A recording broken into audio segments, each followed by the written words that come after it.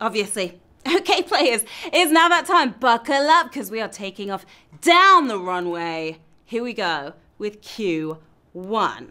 Which of these companies did not recently have an IPO? Uber, Lyft, Amazon. Started to dabble in the stock market myself. Lost money already. If you picked Uber, I just cancelled your ride. Better choose Bezos. It is Amazon. It wasn't recent at all. Amazon, 127,000 of you were the right offering there. Amazon issued its IPO initial public offering 22 years ago at $18 per share back then. It's still at 1,800. That is a lot of money for one stock. Now, as you guys know, Extra Lives keep the fun going. They can keep you in the game even when you get a question wrong. Buy one right now if you see it on your screen. Use an Extra Life on any round aside from the final one, because it won't work even if you try. All right? Who's ready for Q2? You are. Though they work differently than humans, what animal has 5 hearts? Blue whale, earthworm, cobra. It's a lot of loving, that one body. Still got my cough, my hacking cough. If you thought you loved hard, you've got nothing on this Casanova. Be still, my 5 beating hearts. Can you imagine? It's an earthworm. There's a lot of hearts that earthworm does. Yes, very sensitive. 123,000 of you are wriggling to the next round. The earthworm isn't the only creature with more than 1 heart. Squids have 2. Hagfish have 4. But beating us all is Mr. Slimy with his 5. Q3. Which of these is the deepest ocean in the world? Indian Ocean, Atlantic Ocean, Pacific Ocean. I'm hoping you're a good swimmer, because I'm not. Can't even doggy paddle, to be honest.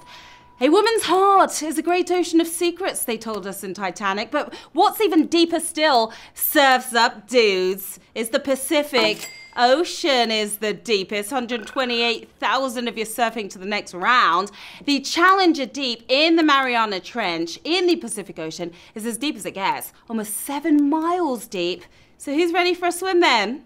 Yeah? Get on your swimming trunks and let's go!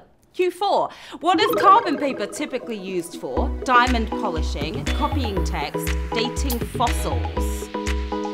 Carbon paper. When was the last time you used some of that?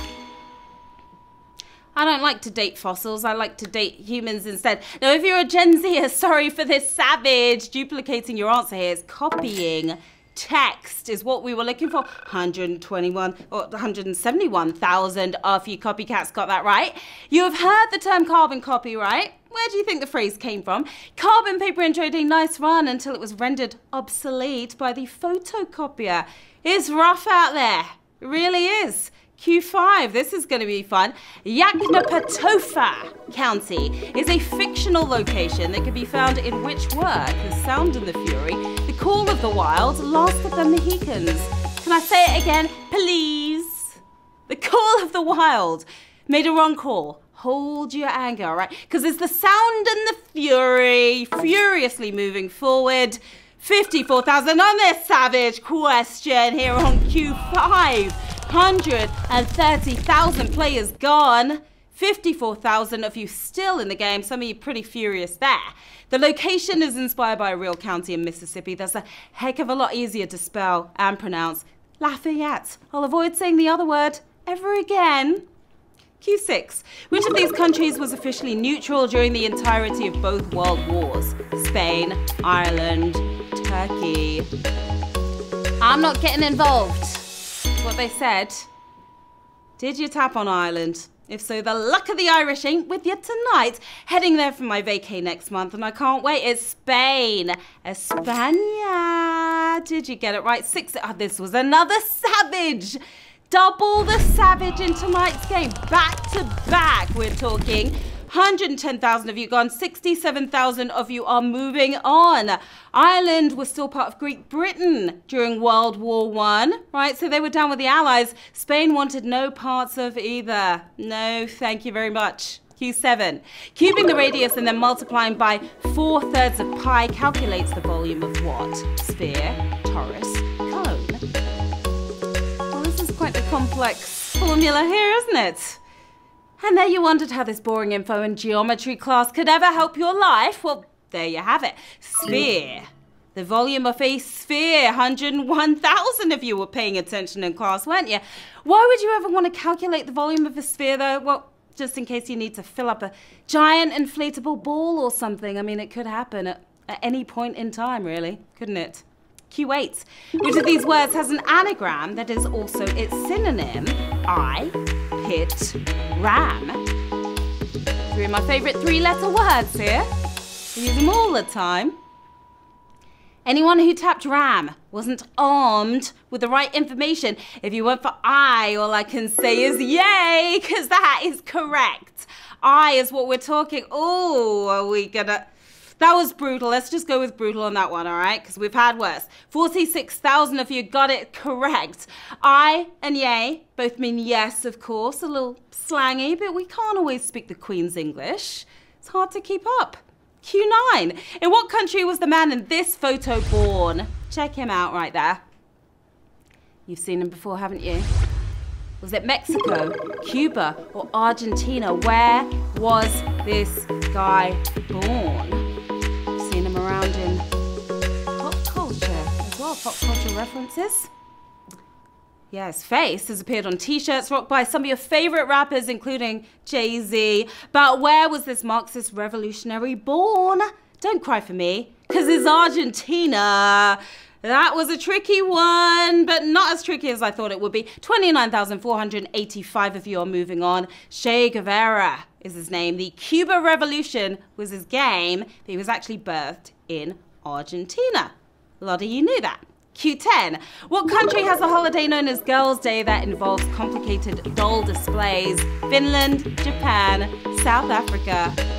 How complicated can a doll display be? It's a day where you get to play with dolls and eat delicious food. Well, girls do anyway. Sounds like my kind of party. It is happening in Japan. Japan is the country in question. 22,749 of you knew that. Yeah, Girls' Day is actually a religious holiday. There used to be a Boys' Day too, but now it's gender neutral. Children's Day. Sorry about that, boys. You don't get a day, all right? Q11. Which of these major party US presidential candidates was not also a US vice president? Walter Mondale, Hubert Humphrey, or George McGovern? How well do you really know your politics? If you went for Humphrey, you just lost this election. You're governing well. If you went for McGovern, you are McLovin. McGovern, 14,000 if you are. Mondale was Carter's Veep. Humphrey was LBJ's, but George McGovern was his own man and the Democratic presidential nominee in the 72 election just a few years ago, right? Q12, this is not the last one. Which of these words has an anagram that is also its antonym? Reserved, united, editor. You know we're going for the 15 tonight. This is sort of the reverse of the question we had earlier. Does the word editor even have an antonym? What would that even be? Let me know in the chat. Divided we fall, then united we stand. Who's still standing on united? 10,112 of you are. If you didn't pick united, you are now untied. That's an anti-grammar, hybrid of an antonym and up though, please, because we are at Q13 and this is your lucky number, I hope. Which of these three famed philosophers was born first? Ralph Waldo Emerson, Friedrich Nietzsche, or Karl Marx? Who was born before the rest of them? Three famous theorists, but which one's the oldest of the bunch? A transcendentalist poet. But did you know it? It is Emerson. Emerson is who we were after here. That's the famed philosopher. 6,957 if you knew that. Nietzsche was a spring chicken, comparatively. He was born in 1844. Marx came into the world in 1818, while Emerson was spawned in 1803. Q14, we're almost there. Which of these wars did not last the amount of time its name indicates? 30 Years' War, 80 Years' War, 100 Years' War. Yeah, it seems like they're all expired, past their time, their sell-by date. All these wars were waged for way too long, right? But which one didn't live up to its name? It's the 100 Years' War. You word warriors knew that. 6,767 of you. The 100-year war didn't keep it 100 at all. It kept it 116 years. Can you imagine? Don't surrender yet, please, because we are marching into the final battle. Let's go. 6,767 players left in the game. We've got almost 500 using extra lives to get back in. We've got $5,000 in the bag tonight. Who's going to win this one? Let's find out. Q15. The original meaning of berserk was related to what? King, place, outfit. Berserk. I haven't used that word in a while. Need to get that back into my vocabulary. You'll go berserk if you get this wrong. You will go berserk if you get this right as well. The word stems from ancient Norse warriors who fought with ferocity, but did they fight kings? Combining bur or bear and circa or shirt while donning bearskin coverings. We're talking outfit here, players. And we have 1,506 winners. You smashed it.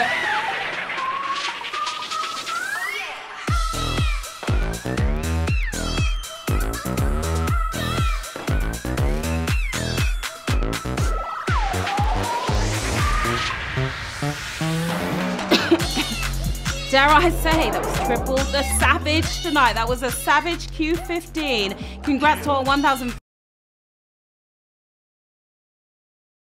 Brutal tonight, that's for sure. You're taking home $3.32. La luck. You have the game on lock. Laurie Coles, look at that little cutie right there. Looks like he's ready for a walk. We've got Stephen H. LOL. You are laughing all the way to the bank tonight. And Louis Dico as well. Nice shades, nice hat. Looks pretty hot where you are. Not hot enough where I am quite yet. Well done, HQTs. Truly a tremendous game. You smarty pants came, you played, you totally slayed. And I'm Sharon Carbonet. Here's where you can find me on the socials. Stop by, say hi. Don't be shy. Now you know the fun doesn't end quite yet. We've got more Smarter Day fun coming your way. Words is up next at 9:30 p.m. just a few minutes away. It's bye from me for now. Have an awesome rest of your night and I will see you soon. Bye.